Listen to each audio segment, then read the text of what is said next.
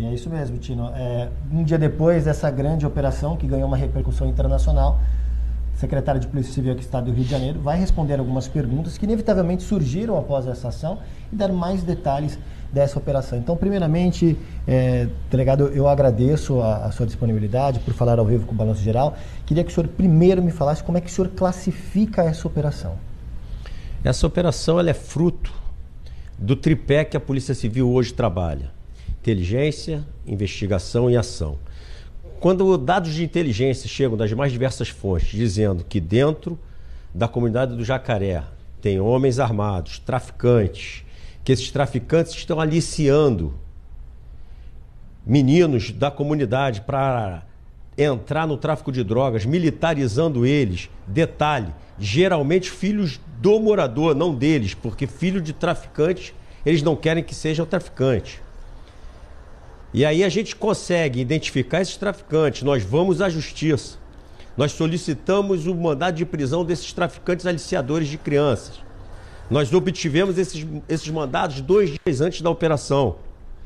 Durante esses 10 meses de investigação, nós mapeamos a comunidade. Nós identificamos onde eles escondiam as armas, para onde eles corriam, aonde foram construídas as barricadas, aonde foi construído o muro com seteira.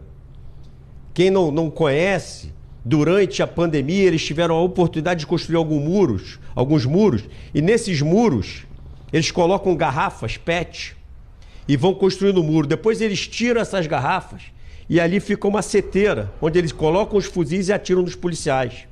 Foi de uma seteira dessa que eles conseguiram atingir a cabeça do policial. E logo no início da operação, eu estava assistindo pela televisão, e uma imagem da televisão de uma emissora mostrava claramente 5, 6 traficantes na laje de uma moradora. Invadiram a casa da moradora, se escondiam em cima da moradora. E aí eu chamo o detalhe de quanto a aeronave, mesmo com a câmera, ela é importante numa operação. Ela conseguiu mostrar à polícia onde eles estavam, que casa eles tinham invadido.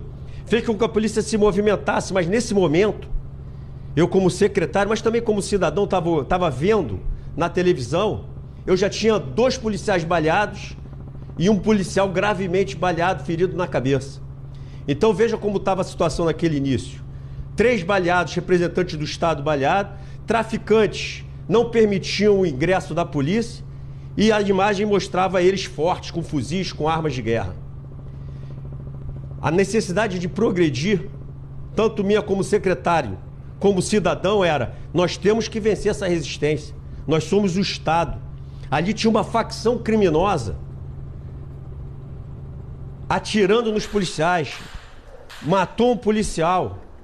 A imagem do tráfico em cima de uma laje me recordou a imagem do alemão, aquela fuga deles, também de uma emissora de TV. Então era o Estado contra uma facção criminosa. Eu escutei o Tino falando que eles têm ordem de confrontar, é verdade. Porque hoje o tráfico de uma comunidade, ele recebe as ordens de dentro das lideranças que estão presas. E a ordem é em confrontar para gerar esses confrontos que levam à morte, levam à resistência, porque politicamente eles já estão também articulados e vão para as redes sociais falar mal da polícia. O que eu peço aos direitos humanos é que me ajude que essa criança não entre no tráfico. É ali que a gente tem que trabalhar, polícia e direitos humanos. E não quando essa criança é aliciada, se torna um adolescente, depois um adulto, já com fuzil, às vezes com comando, falar que a polícia não pode enfrentá-los.